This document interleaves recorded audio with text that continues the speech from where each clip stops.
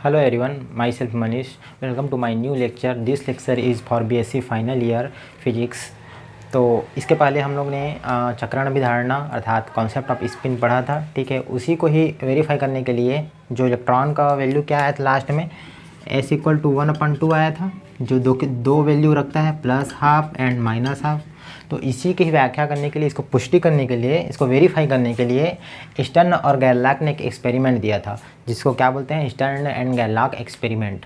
तो उसमें क्या क्या था उसको देखते हैं आज।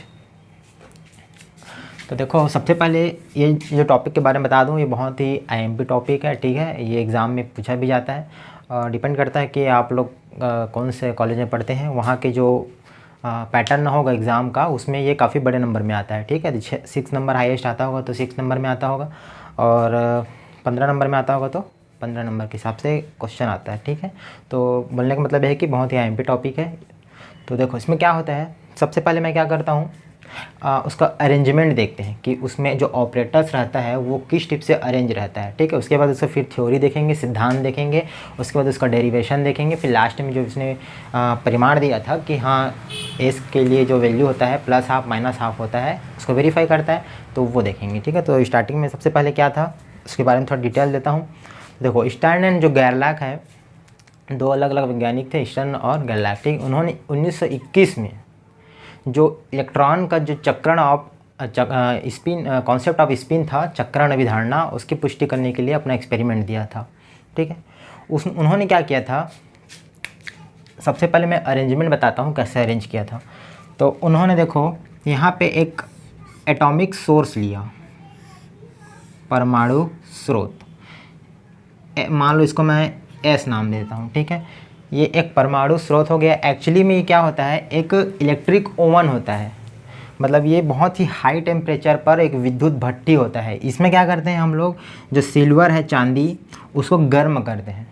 अब चूँकि बहुत हाई टेम्परेचर रहता है, सिल्वर को गर्म करेंगे तो क्या होगा, उसमें से बहुत सारे परमाणु का पुंज निकलने लगता है, कलेक्शन निकलने लगता है। तो जो परमाणु का जो पुंज निकलता है, उसको हम लोग क्या करेंगे, यहाँ पर एक स्लिट लगा देंगे, ठीक है। ये स्लिट S1 हो गया।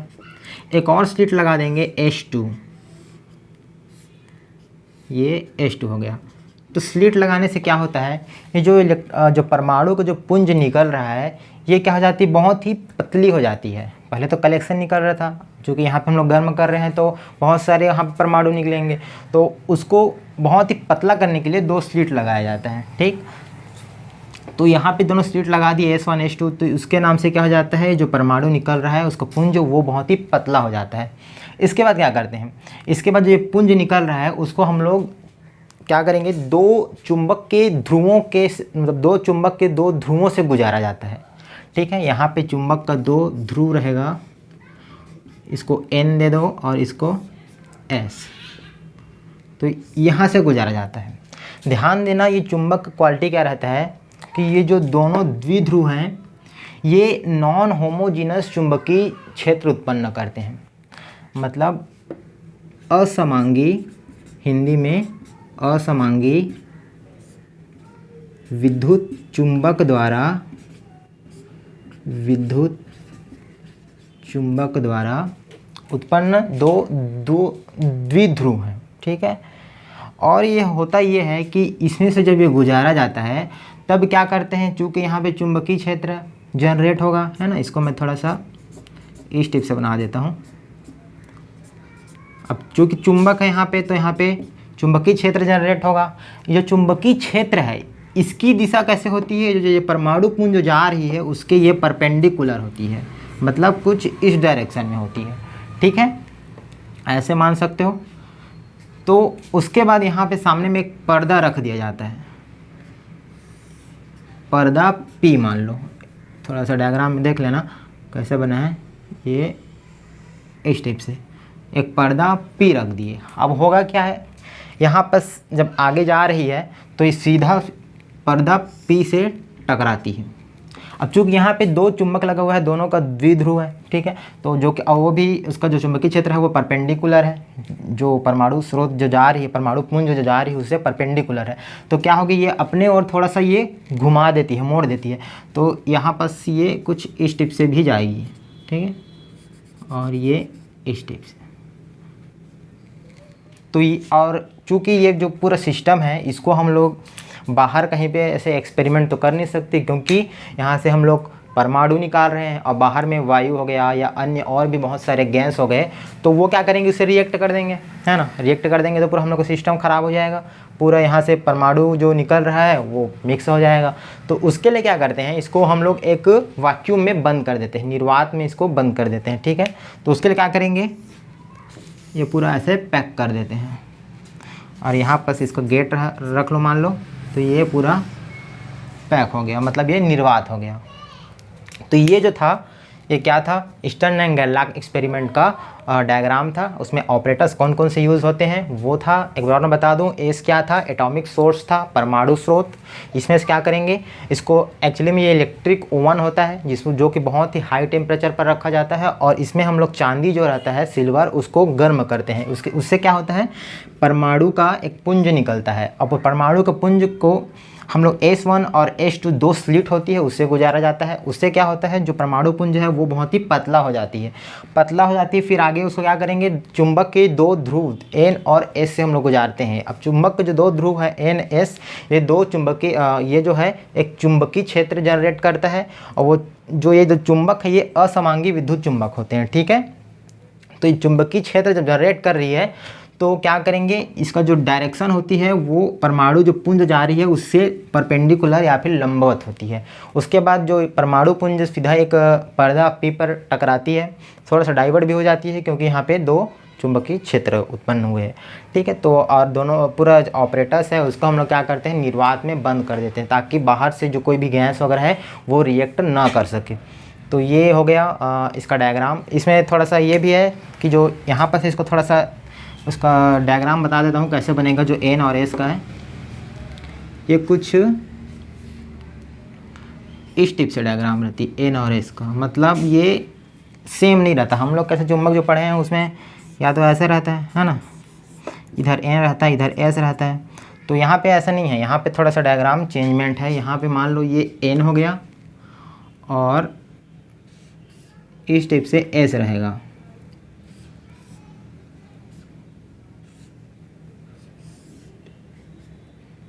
ठीक है। तो ये वाला S हो गया, S ध्रुव, S पोल, और ये वाला N पोल हो गया, ठीक है। तो ये मतलब दोनों अलग अलग हैं, तो इसलिए यहाँ पे असमांगी विद्युत चुंबक है। इसको इंग्लिश में क्या बोल सकते हो, नॉन होमोजीनस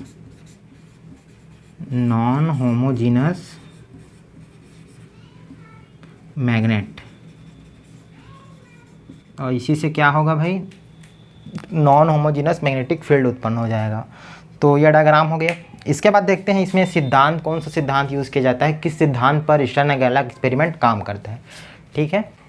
तो इसके बाद है इसका सिद्धांत किस सिद्धांत पर कार्य करता है उसको देखते हैं। तो मैं यहाँ पे हेडिंग लिख लेता हूँ, सिद्धांत, ठीक है, या फिर इसको थ्योरी,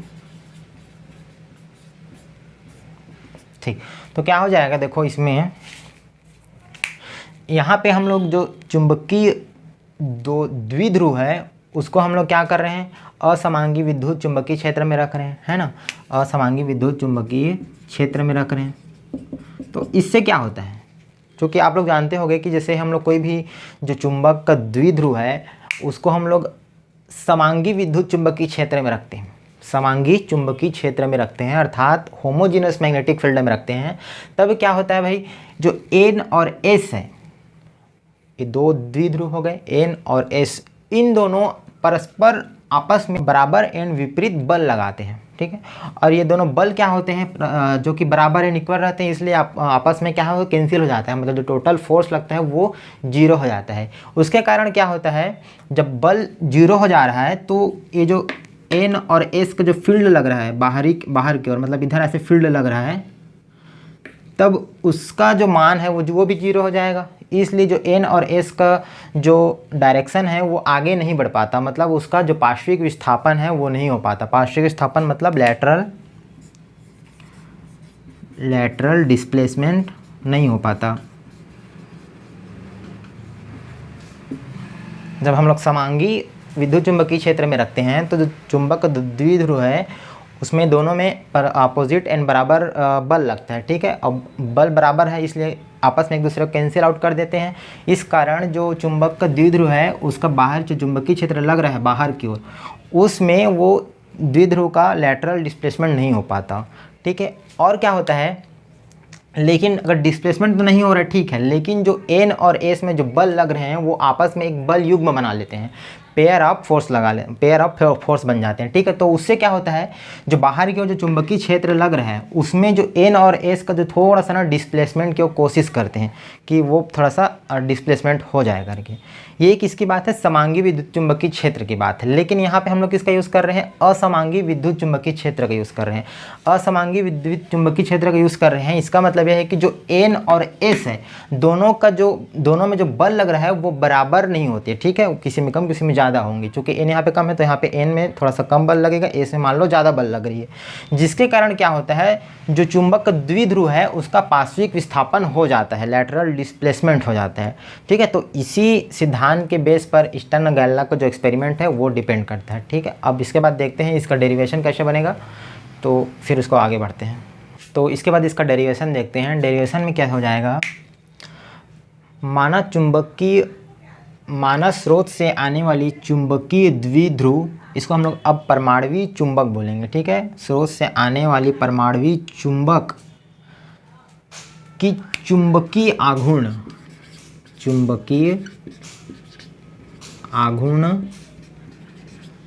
कैपिटल M हो तथा चुंबकीय आघूर्ण कैपिटल M हो तथा ध्रुव सामर्थ्य स्मॉल m डैश तथा जो ध्रुव है उसकी लंबाई, ध्रुव की लंबाई यदि 2L हो, ठीक है। क्या चुंबकीय आघूर्ण कैपिटल M, ध्रुव सामर्थ्य स्मॉल m डैश एंड जो चुंबक की जो लंबाई है, द्विध्रुव की लंबाई है वो 2L हो, तब अब क्या हो रही है यहाँ पे, चुंबकीय क्षेत्र, असमांगी चुंबकीय क्षेत्र जनरेट हो रही है ना। तो असमांगी चुंबकीय क्षेत्र की जो तीव्रता है उसके कारण, असमांगी चुंबकीय क्षेत्र की जनरेट हो रही है उसके कारण जो यहाँ पे परमाणुवीय चुंबक की जो n ध्रुव है उसकी तीव्रता, यदि हम लोग n ध्रुव की तीव्रता मान लो कैपिटल B है, एंड जो यहाँ पे प्रवणता उसको हम लोग dB/dy मान लें, और जो यहाँ पे जो परमाणुवीय चुंबकीय अक्ष है, ध्रुव चुंबकीय क्षेत्र या फिर जनरेट हो रही है, परपेंडिकुलर बताया था ना। तो यहाँ पे परपेंडिकुलर जब जनरेट हो रही है, ये चुंबकीय अक्ष है, तो इससे मान लो थीटा कोण बना रही है। कैसे, तो ये हम लोग मान लेते हैं, ये चुंबकीय क्षेत्र की दिशा हो गई और ये हमारा द्विध्रुव हो गया। मान लो इसको S मान लो, इसको N मान लो। तो यहाँ पे फील्ड से मतलब चुंबकीय क्षेत्र से जो S ध्रुव है वो थीटा कोण बना रही है, ओके। तब क्या होगी, S द्विध्रुव पर तीव्रता क्या हो जाएगी, S ध्रुव की तीव्रता क्या हो जाएगी, तो देखो इसकी तीव्रता क्या हो जाएगी, B plus dB/dy into L cos theta. S ध्रुव की तीव्रता B plus dBy into L cos theta हो जाएगी। N ध्रुव की तीव्रता मान लो B मान ली है, ठीक है। तो यहाँ पे कैसे हो जाएगी, यहाँ पे अब तीव्रता लग रही है, इसका मतलब यहाँ पे बल भी लगेगा, ठीक है। तो N ध्रुव की मतलब N ध्रुव पर लगने वाली बल का मान कितना हो जाएगा, N ध्रुव पर लगने वाला बल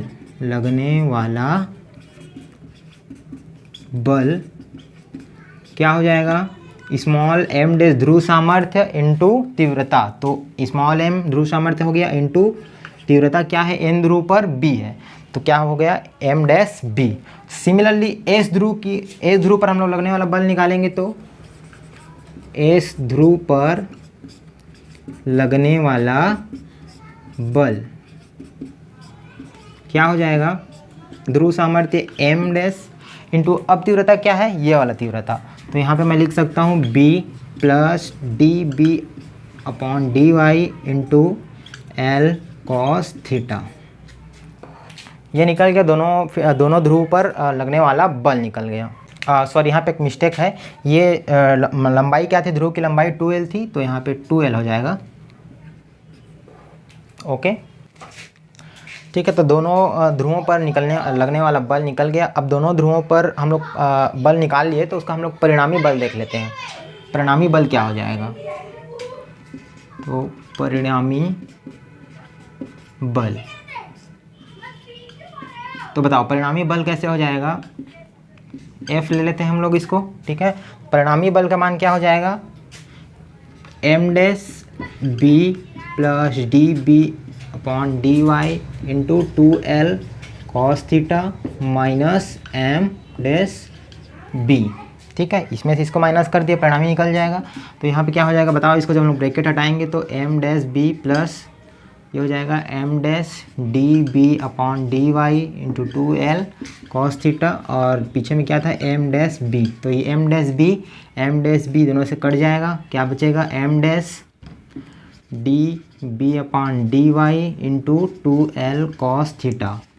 अब देखो जो एम डैश इंटू 2L है, इसको मैं क्या लिख सकता हूँ, कैपिटल एम के बराबर लिख सकता हूँ, ठीक है। जो चुंबकीय आघूर्ण है उसके बराबर पढ़े होगे, ये तो 12वीं में पढ़े होगे चुंबकीय आघूर्ण, या फिर फर्स्ट ईयर सेकेंड ईयर में पढ़े होगे। तो क्या होती है, दोनों में से एक ध्रुव और दोनों की लंबाई है ना, द्विध्रुव की लंबाई, इसको हम लोग एम लिखते हैं, चुंबकीय आघूर्ण, ठीक है। तो वही है, तो ये क्या हो जाएगा कैपिटल एम इंटू सामने में पीछे में इसको आगे लिख लेता हूँ cos theta into D B upon D Y. अब एम कॉस थीटा को मैं मान लो कैपिटल एम डैश ले लेता हूँ, और ये हो जाएगा D B upon D Y, जहाँ क्या है where small M dash equal to M cos theta, मतलब जो एम डैश है वो चुंबकीय जो क्षेत्र का जो चुंबकीय आघूर्ण है, ठीक है, एम डैश उसका एक घटक है, तो इसको लिख सकते हैं। इसके बाद ये क्या, ये जो फार्मूला निकला ये क्या है, हमारा परिणामी बल है, इसको समीकरण 1 दे दो। इसके बाद मान लो यदि परमाणुवीय चुंबक ये जो है N और S है, इसका हम लोग मास मान लेते हैं स्मॉल m है, ठीक है। परमाणुवीय चुंबक, यदि परमाणुवीय चुंबक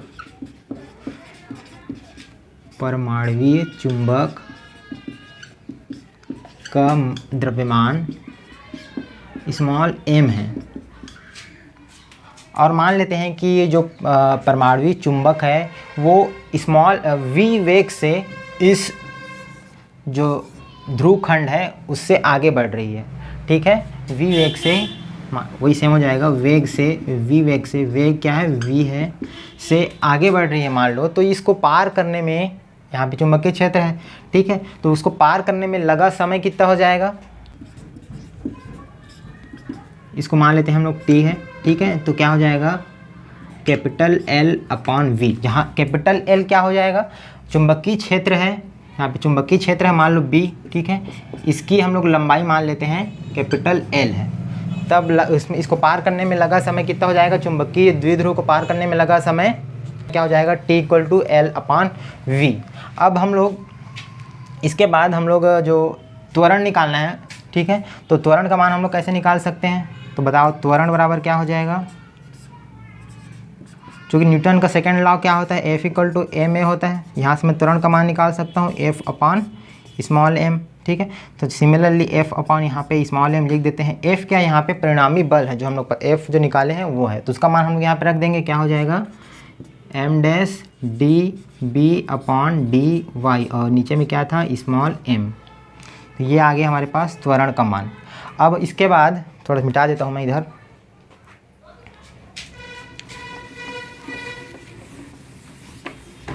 थोड़ा सा बड़ा है टॉपिक लेकिन समझ में आ जाएगा। इसको एक बार इसको वीडियो देखने के बाद एक बार बुक को ज़रूर देखना, क्या है उसमें लैंग्वेज में थोड़ा सा लिखा हुआ है तो आपको अच्छा समझ में आएगा, ठीक है। तो इसके बाद आगे बढ़ते हैं। तो ए इक्वल टू क्या आ गया, M dash D B Y अपन डी एम, ठीक है। तो इसको यदि हम लोग चूँकि गति का द्वितीय समीकरण पढ़े हैं हम लोग, क्या होता है S equal to U T plus half A T square. मान लेते हैं कि यदि चुंबकीय जो परमाणुवी चुंबक है वो स्टार्टिंग में उसका वेग क्या है, 0 है, ठीक है। मतलब क्या हो गया, u इक्वल टू 0 हो गया। तो हम लोग जो विस्थापन है एस उसको कैसे लिख सकते हैं, 1/2 ए टी स्क्वायर, ठीक है। अब यहाँ पर से 1/2 ए का मान हमारे पास है क्या है, एम डैश अपान एम डी बी अपान डी वाई, और टी का मान हमारे पास क्या निकाले हैं, एल वी इसका स्क्वायर। तो ये क्या हो जाएगा, 1/2 M dash D B small M upon D Y L square V. तो ये निकल गया हमारे पास विस्थापन। तो ये जो इक्वेशन आ गया, या फिर ये वाला जो इक्वेशन आ गया, ये जो इक्वेशन क्या शो कर रहा है, ये जो इक्वेशन है चुंबकीय क्षेत्र की जो दिशा में, ये हो गया चुंबकीय क्षेत्र की दिशा, तो इसके अपोजिट दिशा में, विपरीत दिशा में विस्थापन को शो कर रहा है, या फिर इसको क्या बोल सकते हैं, पार्श्विक विस्थापन, जो शुरू में बोले थे पार्श्विक। इसको देख लेना कैसे लिखते हैं, पार्श्विक, ठीक है, विस्थापन, इसका फार्मूला हो गया, यही हमको निकालना था, ठीक है। तो ये इक्वेशन 2 दे देते हैं। अब इस इक्वेशन से हम लोग क्या निष्कर्ष निकाल सकते हैं, तो देखो यदि हम लोग स्टार्टिंग में जब हम लोग ये जब परमाणु सोर्स से जब हम लोग परमाणु निकाले थे, तो यदि यहाँ पे B का मान नहीं हो, मतलब कोई चुंबकीय क्षेत्र हो ही नहीं, ठीक है, चुंबकीय क्षेत्र की अनुपस्थिति में, तो चुंबकीय क्षेत्र की अनुपस्थिति मतलब यहाँ पे क्या हो जाएगा, इसका मान 0 हो जाएगा, एस इक्वल टू क्या हो जाएगा, 0 हो जाएगा। एस इक्वल टू 0 हो गया मतलब जो विस्थापन हुआ ही नहीं।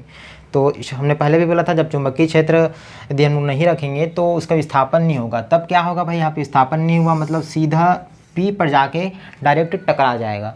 तो जब सीधे P पर टकरा जाएगी तो क्या होगा, उस समय एक पतली रेखा बस प्राप्त होगी। ये जो है चुंबकीय क्षेत्र की अनुपस्थिति में, चुंबकीय क्षेत्र की अनुपस्थिति में।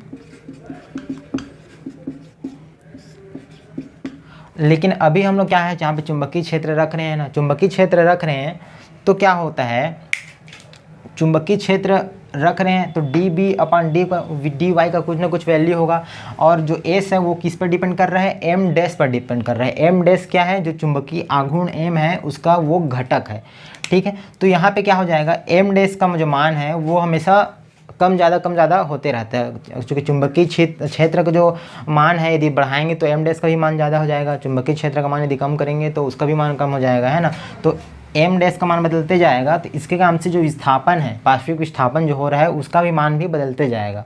तो इसलिए जो अब रेखा जो प्राप्त होगी वो क्या होगी, एक सीधी रेखा ना प्राप्त होकर एक बैंड के रूप में प्राप्त होती है, ठीक है। क्योंकि एम डैश का मान अलग अलग हो रही है तो वहाँ पे बहुत सारी रेखाएं प्राप्त हो जाएगी, इसलिए उसका मान एक पतली रेखा ना होकर बहुत सारी रेखाओं का कलेक्शन अर्थात एक बैंड प्राप्त हो जाएगी। तो ये उपस्थिति में ऐसा लिख देता हूँ मैं, चुंबकीय क्षेत्र की उपस्थिति में। लेकिन जब इसको हम लोग प्रयोग इसको जब किए रियलिटी में तो क्या हुआ, वहाँ पे सिर्फ 2 ही वैल्यू प्राप्त हो रही है, मतलब एम डैश जो है सिर्फ 2 वैल्यू पर डिपेंड कर रही है। तो एम डैश 2 वैल्यू पर डिपेंड कर रही है, इसलिए इसका मान क्या हो जा रहा है, ये कुछ इस टिप से आ रही है, मतलब बेंड ना होकर ये इस टिप से रेखाएं प्राप्त हुई। तब इससे ये निष्कर्ष निकाला गया कि जब ये इस टिप से रेखा प्राप्त हो रही है, बेंड रेखाओं का कलेक्शन प्राप्त नहीं हो रहा है, एक इस टिप से रेखा प्राप्त हो रही है, तो इसका मतलब ये है कि जो एम डैश का जो मान है वो सिर्फ 2 ही हो सकती है, या इसके लिए या इसके लिए, ठीक है। तो इसीलिए एम का जो डैश का मान है वो हम लोग +½ या फिर -½ लेके चलते हैं। और यही हमको स्टार्टिंग में प्रूव भी करना था कॉन्सेप्ट ऑफ स्पिन में, कि जो इलेक्ट्रॉन का जो स्पिन है वो सिर्फ 2 वैल्यू डिपेंड करती है, पहला +½ दूसरा -½ के लिए।